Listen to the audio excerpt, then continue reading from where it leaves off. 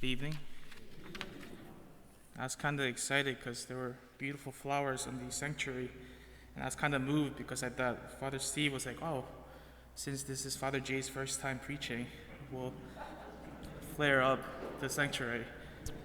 But I realized that there was a wedding right before this, so I was kind of disappointed when I found that out. The flowers were for you as well. They were. Thank you.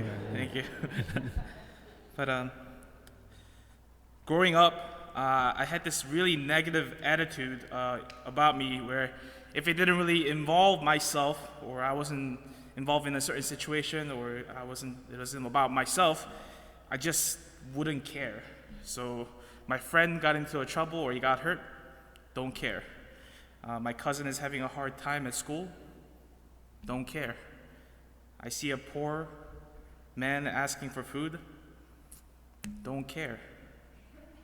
And this very self-centered attitude remained even in my spiritual life when I entered the seminary for the first time. Right? At first, I was only concerned about my salvation, my relationship with God, my holiness, my love for Jesus.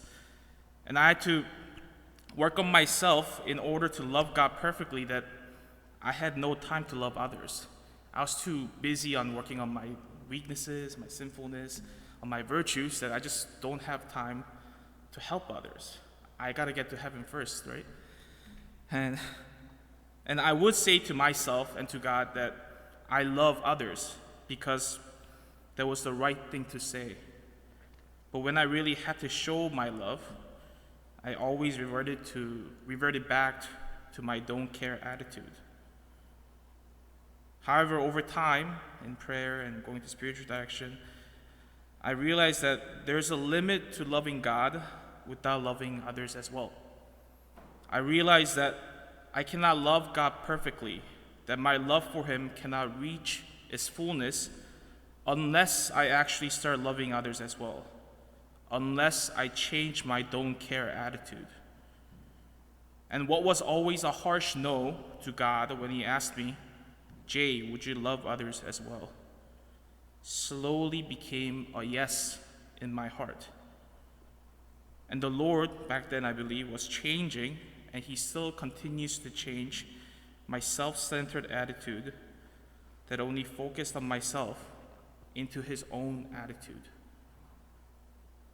And the attitude of Jesus Christ is this, is to manifest the love that God the Father has for His Son, Jesus Christ, and for us as well, His creation. It is to communicate and to really show, manifest that love.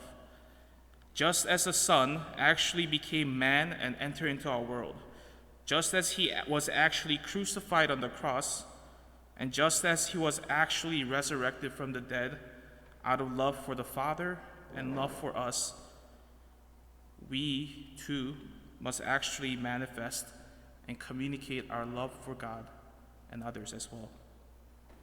Words by themselves do not cut it. No matter how many times we say to God, yes, Lord, I will love my neighbor. Yes, Lord, I will forgive my enemy. Yes, Lord, I will carry this cross for you. Unless we actually do it, unless we actually manifest it in our lives, in our hearts, it will always be a no.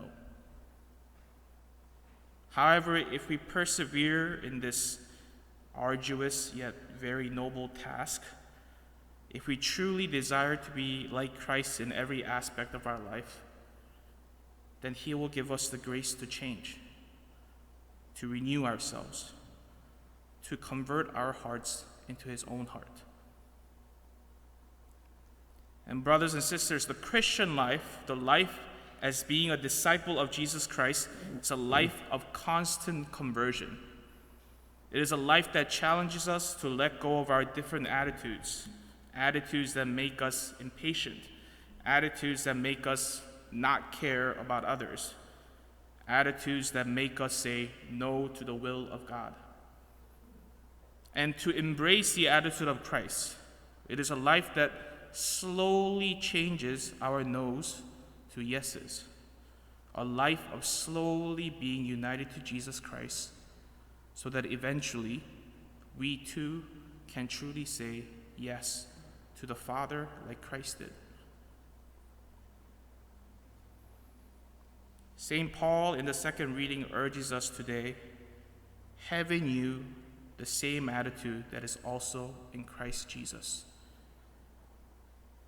And there are people out there already converting. People out there already changed their minds, as the gospel said today. And they're getting into heaven.